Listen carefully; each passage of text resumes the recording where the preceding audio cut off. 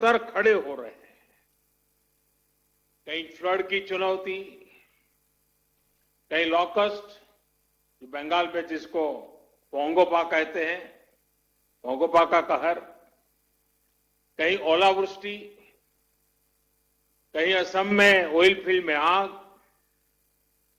कहीं लगातार छोटे छोटे अर्थक्वेक की खबरें। ये भी कम ही होता है कि पूर्वी और पश्चिम क्षेत्र में एक के बाद एक 2 साइक्लोन्स चुनौती बनकर के आए। ऐसे तमाम फ्रंट्स पर हम सभी एक साथ मिलकर के लड़ रहे हैं। कभी कभी समय भी हमें परखता है, समय भी हमारी कसौटी करता है, परीक्षा लेता है। कई बार अनेक कठिनाइयां, अनेक कसौटियां एक साथ आ जाती है, लेकिन हमने ये भी अनुभव किया है कि इस तरह की कसौटी में हमारा कर्तृत्व, हमारा कृतित्व उज्जवल भविष्य की गारंटी भी लेकर के आता है। किसी कसौटी से हम कैसे निपट रहे हैं, मुश्किलों से कितनी मजबूती से लड़ रहे हैं, ये आने वाले अवसरों को भी तय करता है। साथियों, हमारे यहां कहा जाता है, मन के हारे हार,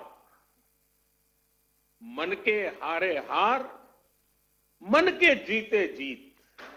यानी हमारी संकल्प शक्ति, हमारी इच्छा शक्ति ही हमारा आगे का मार्ग तय करती है।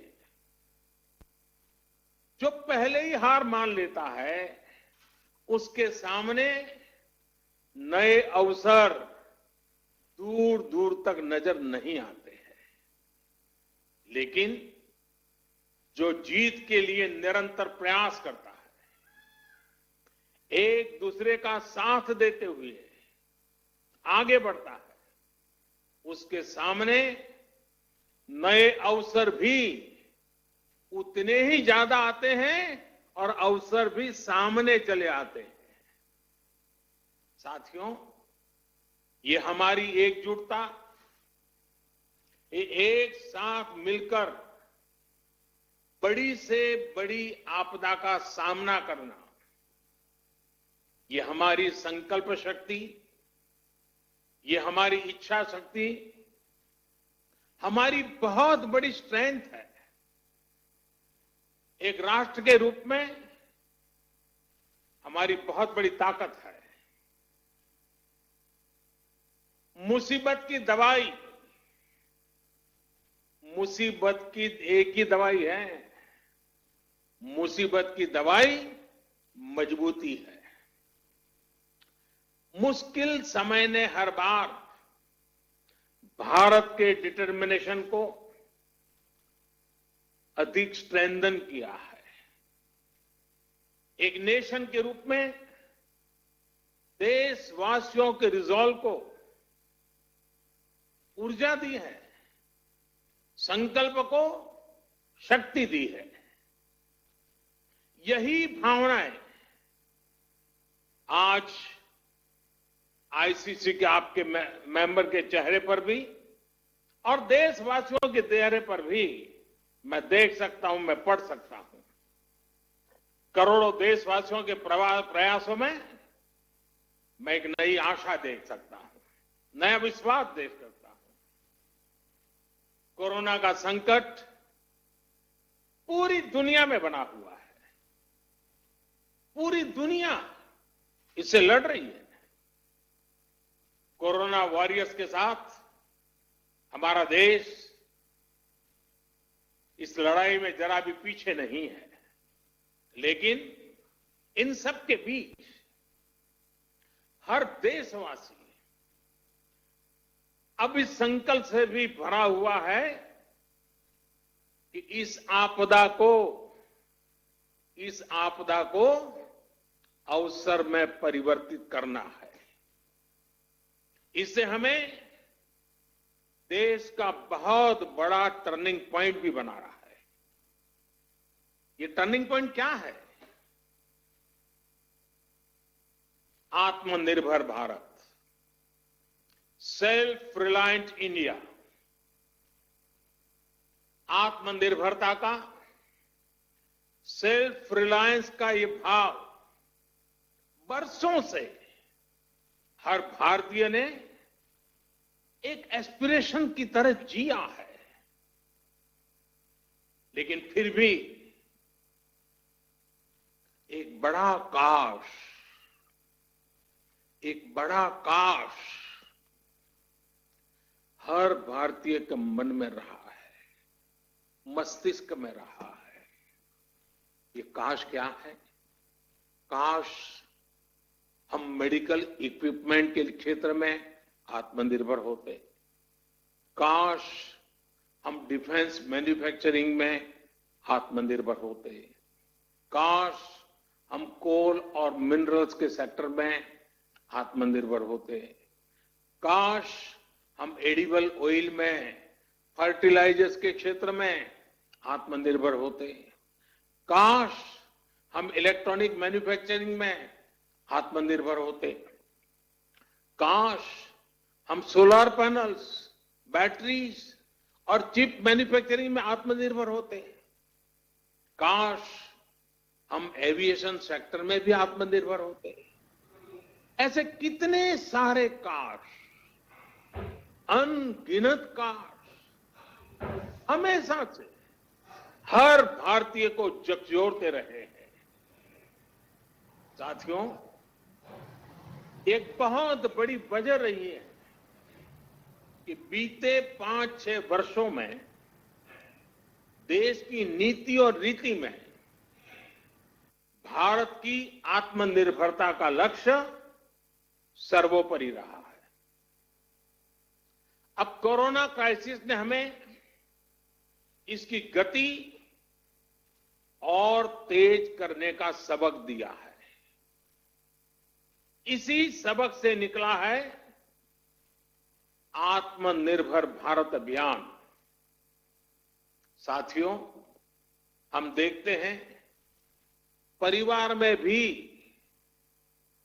संतान, बेटा हो या बेटी, 18-20 साल का हो जाता है तो मां बाप उसे सबसे पहले कहते हैं कि अपने पैरों पर खड़े रहना सीखो। हर परिवार में सुना होगा, आप जो मुझे सुन रहे सबने सुना होगा कि 18-20 साल की उम्र में उनके मां बाप ने उनको कहा होगा कि बेटे, बेटी, अब अपने पैरों पर खड़े रहना सीखो। एक तरह से आत्मनिर्भर भारत का पहला पाठ परिवार से ही शुरू होता है। भारत को भी अपने पैरों पर ही खड़े होना होगा। साथियों, आत्मनिर्भर भारत अभियान का सीधा सा मतलब है कि भारत दूसरे देशों पर अपनी निर्भरता कम से कम करे। हर वो चीज जिसे इंपोर्ट करने के लिए देश मजबूर है, वो भारत में ही कैसे बने। भविष्य में उन्हीं प्रोडक्ट्स का भारत एक्सपोर्टर कैसे बने, इस दिशा में हमें और तेजी से काम करना है। इसके अलावा हर वो सामान जो भारत का लघु उद्यमी बनाता है, हमारे हैंडीक्राफ्ट वाले, जो सामान हमारे सेल्फ हेल्प ग्रुप से जुड़े करोड़ों गरीब बनाते हैं, जो दशकों से हमारे यहां बनता आ रहा है, गलियों मोहल्लों में बिकता रहा है, उसे छोड़कर विदेश से वही सामान मंगाने की प्रवृत्ति, इस पर भी हमने आत्मसंयम बरतना है, हमें नियंत्रण करना है। हम इन छोटे छोटे व्यापार करने वाले लोगों से केवल चीज ही नहीं खरीदते, पैसे ही नहीं देते, उनके परिश्रम को पुरस्कृत करते हैं, मान सम्मान बढ़ाते हैं।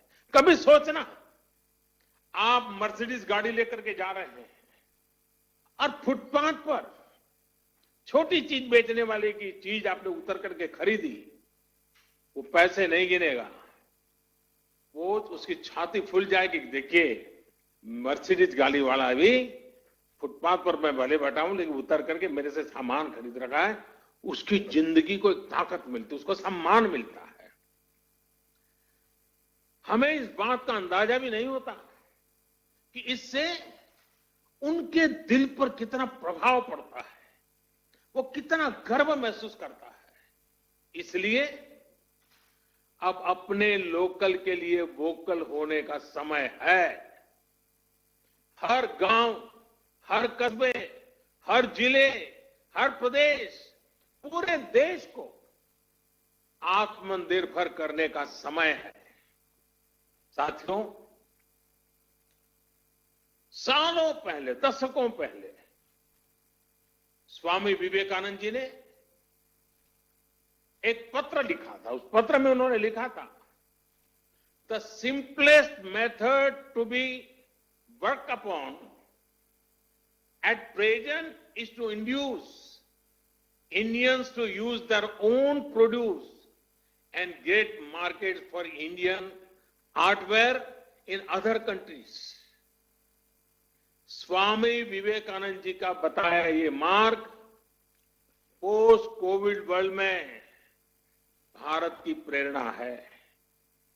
अब देश प्रण कर चुका है और देश कदम भी उठा रहा है। आत्मनिर्भर भारत अभियान के तहत जिन बड़े रिफॉर्म्स की घोषणा की गई है, उनको तेजी से जमीन पर उतारा जा रहा है। एमएसएमईज की डेफिनेशन सालों से लटकी हुई बात, उसका दायरा बढ़ाना हो या एमएसएमईज के सपोर्ट के लिए हजारों करोड़ के स्पेशल फंड्स की व्यवस्था हो, ये सब आज सच्चाई बन रहे हैं। आईबीसी से जुड़ा फैसला हो, छोटी छोटी गलतियों को डिक्रिमिनलाइज करने का फैसला हो, इन्वेस्टमेंट की फास्ट ट्रैकिंग के लिए प्रोजेक्ट डेवलपमेंट सेल्स का गठन हो, ऐसे अनेक कार्य पहले ही हो चुके हैं। अब तमाम सेक्टर्स, खासकर कोल और माइनिंग के सेक्टर को अधिक कॉम्पिटिटिव बनाने के लिए जो रिफॉर्म्स अनाउंस हुए हैं, उसका भरपूर फायदा उठाने के लिए उद्योग जगत आगे आए। मेरे युवा साथी, आप आगे आए। साथियों, किसानों और रूरल इकोनॉमी के लिए जो निर्णय हाल में हुए हैं, उन्होंने एग्रीकल्चर इकोनॉमी को बरसों की गुलामी से मुक्त कर दिया है। सच्ची आजादी किसानों को मिली है। अब भारत के किसानों को अपने प्रोडक्ट, अपनी उपज देश में कहीं पर भी बेचने की आजादी मिल गई है। APMC act, essential commodities act, उसमें जो संशोधन किए गए हैं, किसानों और इंडस्ट्री के बीच पार्टनरशिप का जो रास्ता खोला गया है, उससे किसान और रूरल इकोनॉमी का कायाकल्प होना तय है। आप देख रहे हैं के न्यूज, खबरों का सारथी।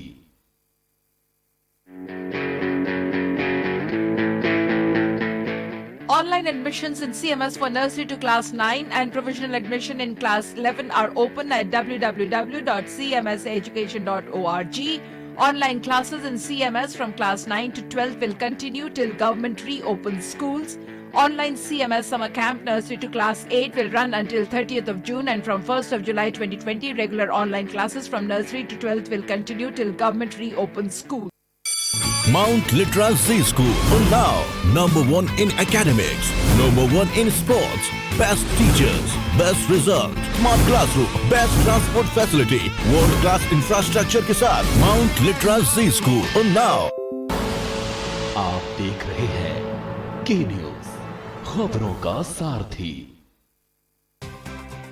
IPL पान मसाला, इसमें है शिमोगा की मशहूर सुपारी, केरल के बागों से इलायची, सोलन के जंगलों से उत्पादित शुद्ध कत्था, असली फूलों की खुशबू और प्योर चंदन के तेल से निर्मित 0% निकोटीन, 0% टोबैको युक्त IPL पान मसाला।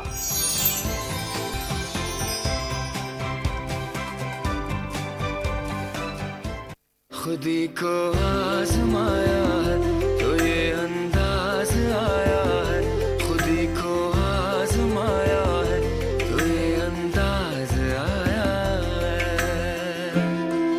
तुम में भी मैं हूं, शुद्ध प्लस पान मसाला। ठान ले तो नॉर्थ ईस्ट में ऑर्गेनिक फार्मिंग बहुत बड़ा आंदोलन बन सकता है। आप उसकी ग्लोबल पहचान बना सकते हैं। आप अगर चाहें तो ऑर्गेनिक प्रोडक्ट को लेकर के ग्लोबल मार्केट पर छा सकते हैं। साथियों, आप सभी नॉर्थ ईस्ट, पूर्वी भारत में इतने दशकों से काम कर रहे हैं। सरकार ने जो तमाम कदम उठाए हैं, इनका बहुत बड़ा लाभ ईस्ट और नॉर्थ ईस्ट के लोगों को होगा। मैं समझता हूं कि कोलकाता भी खुद फिर से एक बहुत बड़ा लीडर बन सकता है। अपने पुराने गौरव से प्रेरणा लेते हुए भविष्य में कोलकाता पूरे क्षेत्र के विकास का नेतृत्व कर सकता है। आपसे बेहतर और कौन जानता है कि जब श्रमिक पूर्व के, संपत्ति पूर्व की, संसाधन पूर्व के, तो इस क्षेत्र का विकास कितनी तेज गति से हो सकता है। साथियों, 5 साल बाद यानी वर्ष 2025 में आपकी संस्था अपने 100 वर्ष पूरे करने जा रही है। वहीं वर्ष 2022 में देश की आजादी के 75 वर्ष पूरे होने जा रहे हैं। ये आपकी संस्था के लिए, आपके प्रत्येक सदस्य के लिए, आपकी कोई भी औद्योगिक इकाई हो या व्यापारिक इकाई हो, बेहतरीन समय है एक बड़ा संकल्प लेने का। मेरा आपसे आग्रह है कि आत्मनिर्भर भारत अभियान को चरितार्थ करने के लिए आईसीसी भी अपने स्तर पर 50-100 नए लक्ष्य तय करेंगे। ये लक्ष्य संस्था के भी हो, इससे जुड़े हर उद्योग और व्यापारिक इकाई के भी हो और हर व्यक्ति के भी हो। आप जितना अपने लक्ष्य की ओर आगे बढ़ेंगे, उतना ही ये अभियान पूर्वी भारत में, नॉर्थ ईस्ट में आगे बढ़ेगा, जो देश को भी आगे ले जाएगा। साथियों, मैन्युफैक्चरिंग में बंगाल की ऐतिहासिक श्रेष्ठता को हमें पुनर्जीवित करना रहेगा। हम हमेशा सुनते आए हैं, what Bengal thinks today, India thinks tomorrow. हमें इससे प्रेरणा लेते हुए हम सबको मिलकर के आगे बढ़ना होगा। ये समय इंडियन इकोनॉमी को कमांड एंड कंट्रोल से निकालकर प्लग एंड प्ले की तरफ ले जाना है।